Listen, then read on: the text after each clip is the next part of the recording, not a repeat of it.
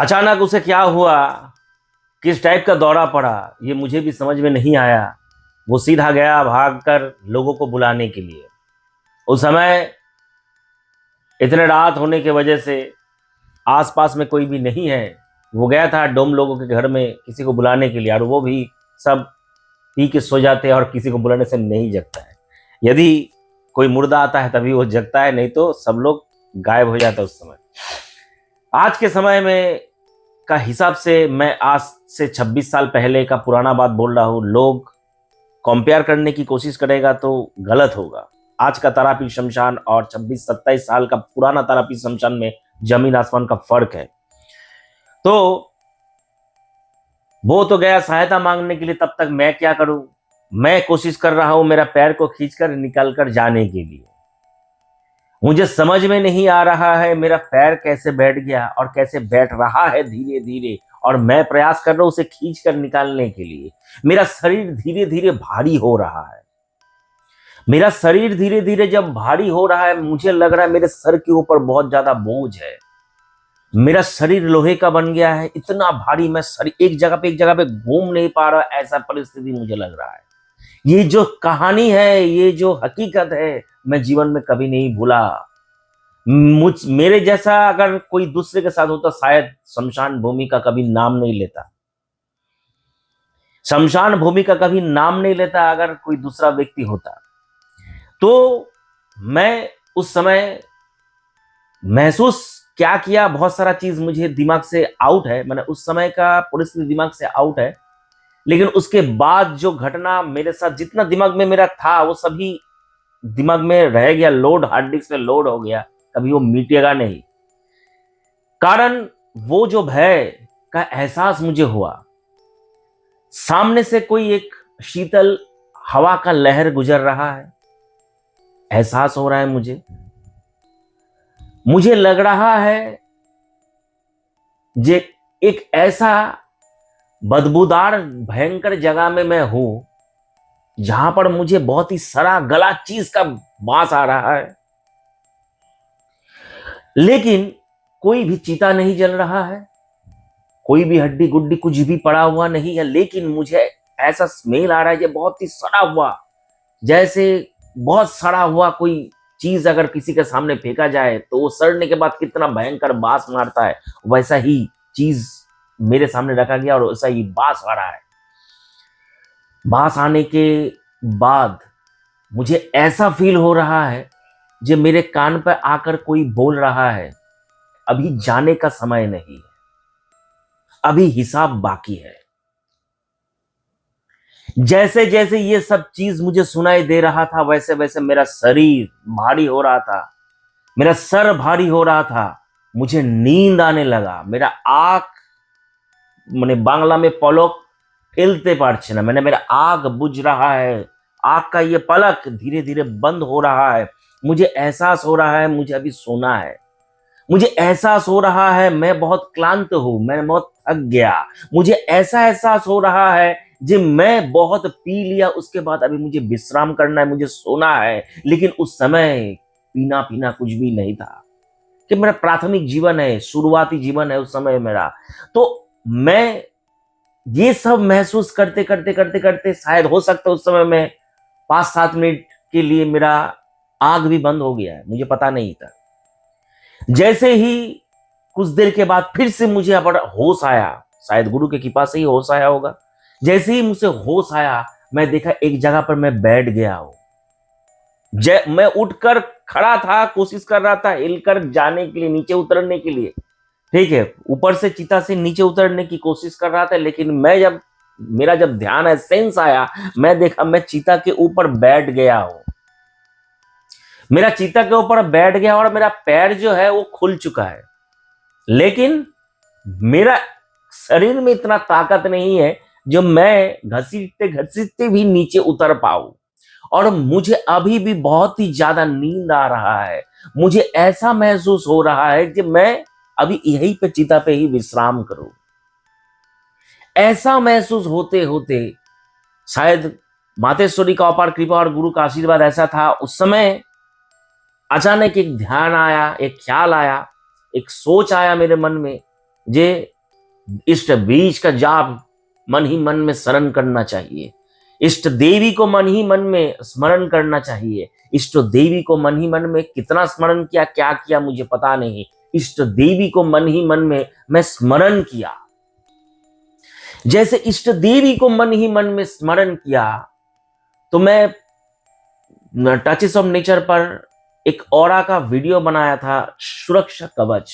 उसमें बोला था मैं, ये मंत्र के द्वारा अपना सुरक्षा ढाल तैयार होता है, बॉलोय रेखा ऑरा तैयार होता है, सर्किल तैयार होता है मंत्र के द्वारा।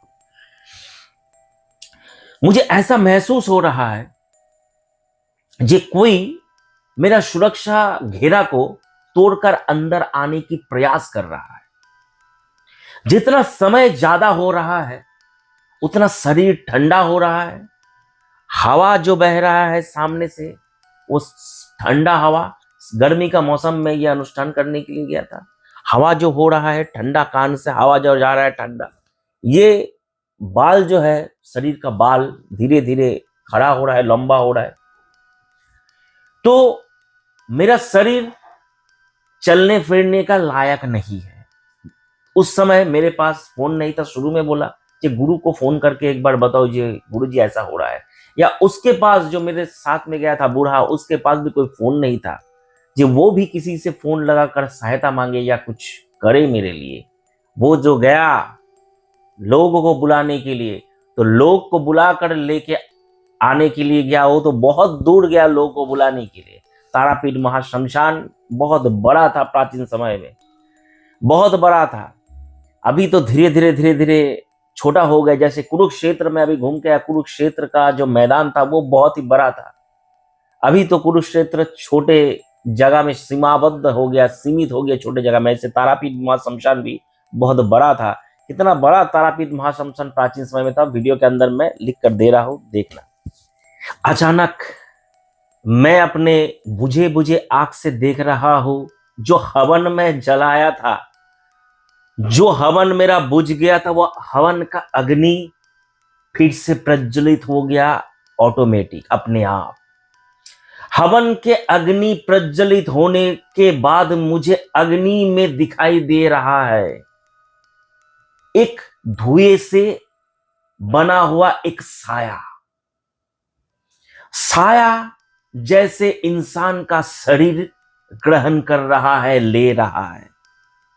साया धुएं से जैसे अपना फेस, अपना चेहरा, अपना शरीर बार बार बदल रहा है।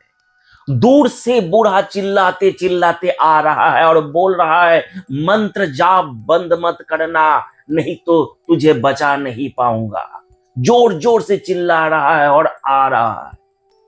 ऐसे परिस्थिति में मुझे फिर से कान में सुनाई दिया, अभी तू नीचे उतर और उस जगह पर गड्ढा खोर। मैं देखा मेरा शरीर बिल्कुल हल्का हो गया।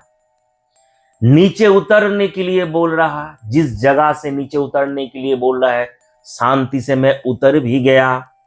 और सामने एक जगह पर एक गड्ढे में कपड़ा फपड़ा चारी बहुत सारा चीज फेंका हुआ है। उस जगह में मुझे हाथ देने के लिए बोल रहा। साधारण सोच अगर मेरा रहता तो मैं उस जगह में कभी भी हाथ नहीं देता। जैसे ही उस जगह में मैं हाथ लगाया, उस जगह से मुझे मिला मेरा पान पात्र। मेरा पान पात्र, जिस प्याले में मैं, श्री पात्र में जिस प्याले में उठाकर मैं भोग लेता हूं, उस पात्र वही पर मुझे मिला। और ये सारा जो कहानी था इस पात्र का संग्रह करने के लिए ही था। जैसे ही उस पात्र मुझे मिला, वैसे ही इस पात्र को मैं छुआ, वैसे ही शरीर में अलग सा कंपन उत्पन्न हो गया, झंझनाहट हो गया। बूढ़ा आया, जैसे ही मुझे छुआ, बूढ़ा को मैं झटक कर फेंक दिया। ऐसे बॉडी में ताकत आ गया। सब लोग जो था वो सब लोग एक दूसरे को देखने लगा, ये क्या हुआ। ये सब कहानी मुझे बाद में पता लगा। मेरा हाथ कांप रहा है, मेरा मंत्र जाप तब भी चालू है, मेरा मंत्र जाप चालू इष्ट बीज का। मेरा आराध्य देवी है माता दक्षिणा काली, इष्ट बीज तब भी चालू है। लेकिन जो सामने से लोग आ रहा है वो मुझे भूत के जैसा देखकर, एक दूसरे को देखकर बोल रहा है अभी क्या करे, और लोगों को बुलाए, क्या करे भी और लोगों को बुलाए। उस जगह से मैं पात्र को लिया और हाथ में लेकर बैठकर इष्ट देवी का स्मरण और ध्यान कर रहा हूं। ये है उस दिन का सबसे डरावने वाला मेरा जीवन का घटना। इस टाइप का केस जीवन में मेरे साथ कभी भी नहीं हुआ। मैं एक अकेला इंसान एक साथ पांच भूतों से लड़ाई किया। लोग इसको कल्पना बोलेगा, लेकिन जिस समय का ये सब केस था उस समय मेरे पास फोन नहीं था, ना मेरे पास यूट्यूब चैनल था। अगर होता तो मैं रिकॉर्डिंग करके रख कर लोगों को दिखाता और सबसे ज्यादा पॉपुलर भी बन जाता। मैं इतना केस में जीवन में भूतों का किया। सबसे वशीकरण के बाद अगर मैं कोई केस से सबसे ज्यादा मैं फेस किया, लड़ाई किया, वो है भूतों का केस। अभी तो लेता ही नहीं, परेशान हो गया भूतों का केस लेते लेते से छोड़ दिया मैं। अभी पात्र से उस जगह का क्या कनेक्शन है ये अलग पार्ट में बताऊंगा।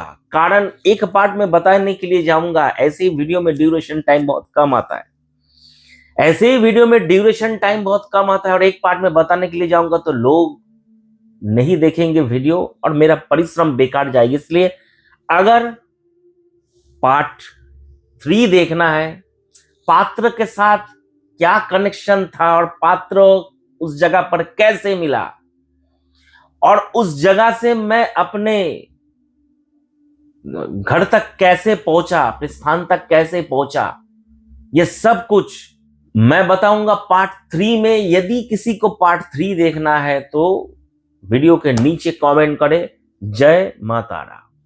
सबसे बड़ा गलती मेरा उस जगह पर हुआ, गुरु मुझे बोला जो सिखाया था वो ब्रेन में उतार नहीं पाया। स्क्रिप्ट रेडी करके लेके गया था, मैं सोचा था आसानी से स्क्रिप्ट देख देख कर पूजा मैं कर लूंगा, छोटा सा पूजा मैं कर लूंगा, उसके बाद मैं अपना मंत्र जाप उठा लूंगा। लेकिन उस जगह पर स्क्रिप्ट देखकर पूजा करना नामुमकिन था। कारण हवा चलता है और हवा से मोमबत्ती बुझ जाता है, और वो जो जगह है वो बहुत ऊंचा है। ऐसे ही ऊंचा जगह में बैठकर कोई जगह नहीं है जिसमें रखकर मैं देख देख कर बोलूं, या कोई ऐसे पकड़ूंगा तो फूल कैसे डालूंगा, निवेदन कैसे करूंगा। इसलिए ऐसे झुकना जैसे ही पड़ता है।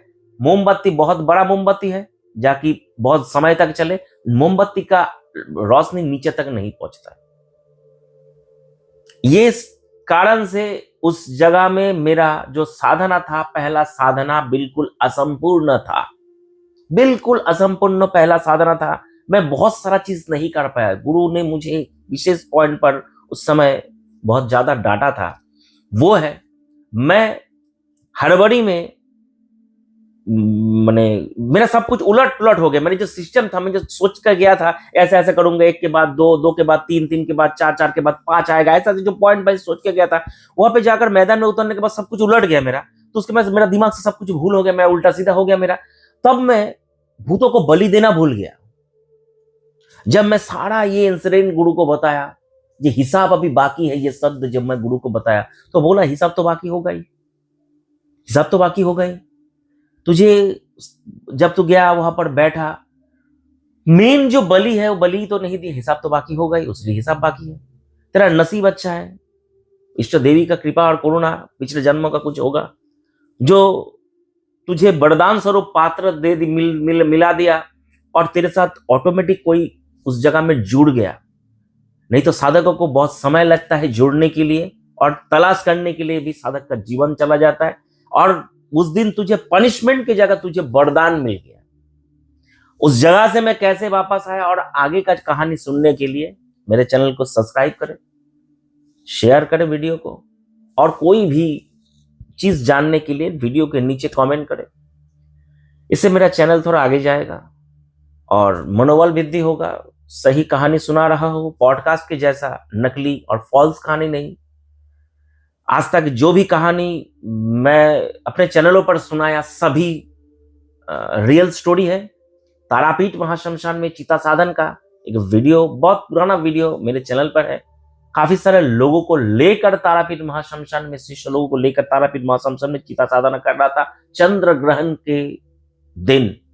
शायद 2012-13 का वीडियो होगा, ठीक है, शायद मुझे याद नहीं, लेकिन मेरे तंत्र गुरु चैनल पर पुराना वीडियो में तारापीठ महाश्मशान में चिता साधना का वीडियो आज भी मिलेगा। उसके बाद बहुत बार किया, अलग अलग चीज सीखने के लिए, जानने के लिए, समझने के लिए मिला, लेकिन ये सब शेयर तभी कर पाऊंगा यदि कोई लोग आग्रह सहित संपूर्ण वीडियो देखे और इंटरेस्ट ले इस चीज में, सुनने के लिए, जानने के लिए, समझने के लिए। आज का कंटेंट को फिर मैं समाप्त करता हूं। वीडियो पर जुड़े रहने के लिए सभी का बहुत बहुत धन्यवाद। आगे भी मेरे चैनल के साथ बने रहिए। हरिओम तत्सत।